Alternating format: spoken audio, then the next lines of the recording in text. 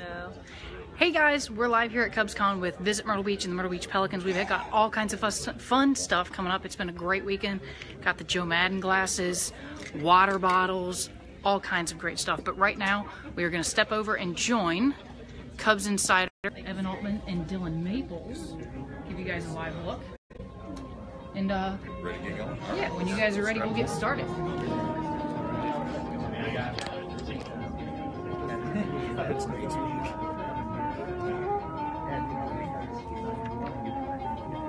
right, rope and run. You got me in the ears. Yeah, this feels weird. I don't want to mess up your hair or anything too much, so that's really the most important part, right? Yeah. So, There's a Ron Burgundy.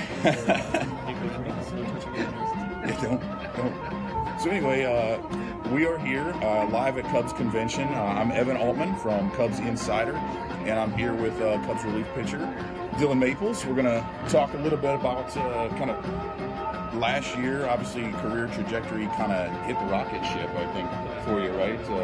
It's been a few years, I know, and actually that's what I want to kind of start off with is that the stories, at least that I was seeing, was, at one point, I mean, the early few years of your career, right? A lot of injuries, some inconsistency, and as I understand it, you had actually even gotten to the point where you were thinking about maybe even walking away from the game, but then put a few things together. Can you talk a little bit about that kind of struggle there that took the first few years of your career? Yeah. So I got drafted in 2011. Just everything was going in my favor. That's what I felt like. I mean, the way I out the front office talking to me and all this, it's ignorance to how, pro ball is. Yep. You think it's just going to be this smooth sailing shit, no trials, no injuries. I'd never been hurt at all. Football, basketball, soccer, never been hurt. So, you sign, you get hurt, and you go through some hardship, and mentally you're going through stuff, physically like we just talked about, and just trying to deal with all that was really tough. And then last year, of course, being 24 and being in low A, I got being demoted from Myrtle Beach to South Bend. It just wasn't looking good for me. I was looking at it through a realistic scope, and I just wasn't feeling good about my chances. And talked with my dad. I'm sure you read that article, but if I wouldn't have had him to go to, I'm pretty sure I wouldn't be sitting here right now. So I'm thankful for his guidance, and he's just. I've had people that have believed in me back home when I have been absolutely terrible. There's high school guys that have been better than me. I'm 100% serious when I say that. And they still were backing me, and it was incredible, the support. So just having a good support system, having people that believe in you when it's going really bad is important. Well, and I know a lot of the change, right, that kind of came into play. Like, everybody talked about the stuff, right? You've got triple-digit fastball, you've got the nasty breaking pitch, but I know early on the Cubs wanted you to pitch off that fastball, right? They wanted you to lean on that, and when you started pitching backwards, maybe explain to folks a little bit about what that change was and what that really has meant to pitch backwards. Yeah, so pitching backwards is basically just throwing your off-speed first, just having a good feel for that. And everybody is going to have a different feel for different pitches. And just the fastball has always, ever since I can remember throwing a baseball, it's always been effectively wild. That's been my label. So you're Nuke Lelouch or Ricky Vaughn or something like that, the next coming? Yeah.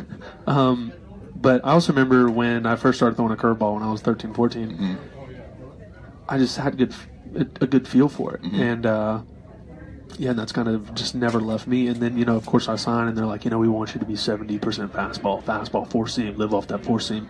And I'm just thinking, that's not me. I've never pitched like that. Right. Never. And so I had that. Then I had the injuries, the mental funks, and all kinds of stuff, and fastball, mechanics. And that just didn't work. And then these past, 2 years or so, they're just like, hey, nobody really said much to me. They just went out there and told me how to pitch. And then this last spring training, I came into camp and I said, you know what, if I'm going to go down, I'm going to go down knowing how I need to pitch. And that was, throwing my breaking ball, first pitch, 2-0, breaking ball, get back in the count. And then, it just started getting some success, started snowballing, and next thing you know, that's my go-to pitch.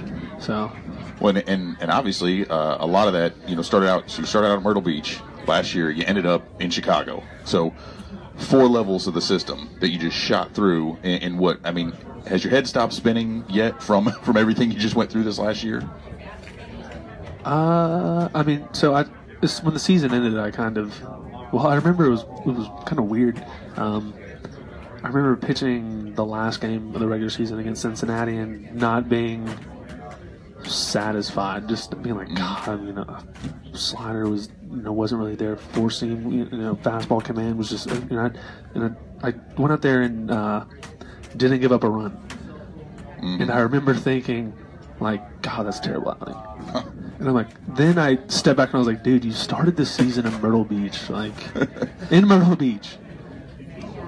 And then it just kind of dawned on me like that. I took like a week after the season, after the season ended, and kind of reflected, and was like, wow, that's incredible. And then of course, it's go time. Like, you got to start working on stuff. You got to start thinking about how you want to go about the off season, and I've just been trying to do that, go about my plan. Well, I know. So that's you talked about early on the 4-seam, effectively wild, trying to dial in those pitches. I know that's one of the things that has maybe, if there is something that's kind of been a little bit difficult, right? It's the walks, maybe it's the control. Is that to you the next evolution in your game, or what is it that you're working on? Because all things considered, you've got just some of the best stuff that's out there. How do you dial that in and get to the point where you are satisfied, where you're saying, this is what I should be doing?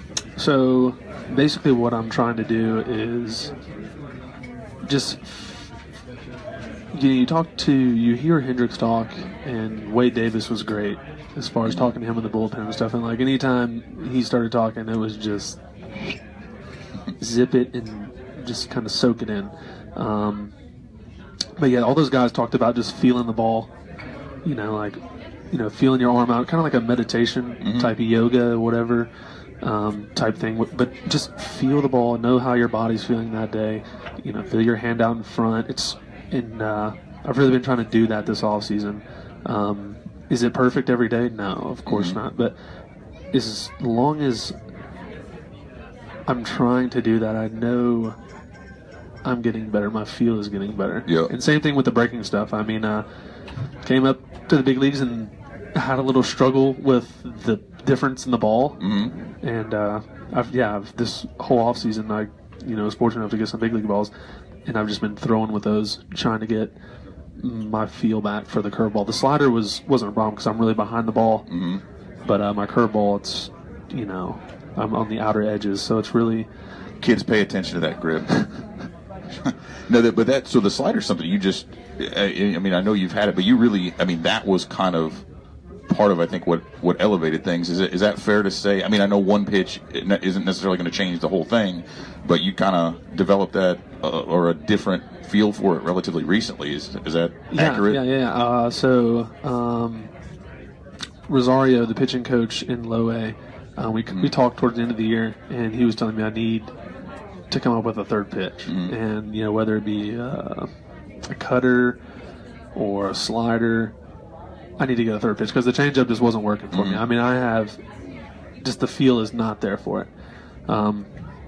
He was talking about cutter, slider, and I went into that off season, and I remember experimenting with grips, and it's really tough for guys to have a good slider and a good curveball. You just don't.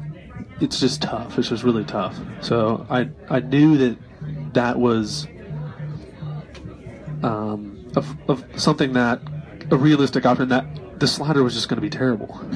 So I mean, but I had nothing to lose, know. So started throwing it, and it was actually pretty good. And I was like, "What is this? Like, what's going on?" And yeah, just kind of rolled into spring training, got some more confidence, and I still had those days where it was just terrible, but that's going to happen when you're learning a new pitch, and yeah, just stuck with it, and kind of like what we were talking about pitching backwards, just kept throwing it when I was behind in the count, putting guys away with it, and just felt good with it. Well, and I don't know, how much you've paid attention, but if you look at the movement on that pitch, I don't even know if the Cubs can actually play their games on regular television because it's so nasty. I think that's kind of the thing that might have to be carried with a TVMA or something. But I mean, it's got the most vertical and horizontal movement of any slider in the game. I mean, period. It's one of the best. So to see that out there, like, do you know immediately if you're out there on the mound, like, can you first pitch and you just know, okay, I got it today, or I don't, and now I've got to kind of shift to something different? Or is it something that, you can go a few? That's the thing, too. I've kind of had this realization last year. If I throw, let's say it's 1-1 and I know I got to execute a righty's up and I got to execute a two-seam that's going to start middle and go, to the inside part of the plate. I make that pitch. I mean, you have to, the intent is to obviously, okay, so you got to make that pitch, but if you don't make that pitch, okay, it's 2-1. Right. Big deal. It's 2-1. And I try to approach that the same with any pitch, curveball or slider. So if I throw a bad slider, okay, don't get worked up. 1-0. Right. Like, that's just one pitch. Guy hits a ball, gets a base hit. Okay, guy's on first base. Let's just chill out. So, yeah, I try not to get worked up. If I throw two sliders and they're not there, I'm like, oh, God. No. That's not how you can pitch. Well, and that's a big part of the development too, right? There's obviously the physical stuff, right? We talked about all those things, but I know that's another thing that I think you've spoken to in the past and has been brought up is the mental skills program, and being able to do that, being, like you said, feel the ball, be in that moment rather than get caught up in what's already happened. Yeah, the mental skills is it's definitely come a long way. When I first signed, we had one guy, and he was kind of trying to be the jack of all trades, getting pulled in all kinds of different directions, big leagues, rookie ball, and, now we have a number of guys, and that's something the Cubs have really been proactive with. I've just been taking bits and pieces from every guy, and some of the stuff, it's with anything really. You're going to hear some stuff that you like, some you really can't put into practice. But they've all given me good stuff to do, and some of it's the majority of it has been my own kind of feelings and searching, and kind of figuring out what to do. But yeah, like I said, they've all been good. They've all been great. So what do we have on deck? What is your goal? Or do you set these things? And I know obviously you've had a lot of changes, a lot of things have come up, but now you've gotten the taste of the big leagues. What's that next step for you? To go into camp and to just have a really good camp. That's what I'm worried about right now. So day by day. All right. Hey, that's an easy way to do it. Well, fans, thank you for joining us here on Facebook Live out there. Again, this is Dillon Maples. Look out for him out there next year as we see some of this nastiness from his fastball, from his curve, from his slider, from everything. Thanks for taking the time for us here today, man, and good luck with the rest of the season. Thank you. You want to do your Oh yeah. Oh, we have the superlatives. Okay, we do have that stuff. We have a little. Oh, you know what? I do need to have you sign something though before we leave. So, what I thought, and I totally forgot about this, and I appreciate you bringing this up, Kristen. We've got a charity auction that we're going to be doing later, and I was going to see if I could have you sign some dill. Yeah, sweet. And maple. Is this organic? Okay, it's organic. Yeah, I can. Oh, so if it was like a we wouldn't be able to. So if I can have you sign those, I'm gonna take them to an event later, and we're gonna raffle them off. Yeah, we're gonna So and it was a really cheesy joke that Zastrisny told me would go over well. So. And I figured this is the first time you've actually maybe been asked to sign pickles and syrup.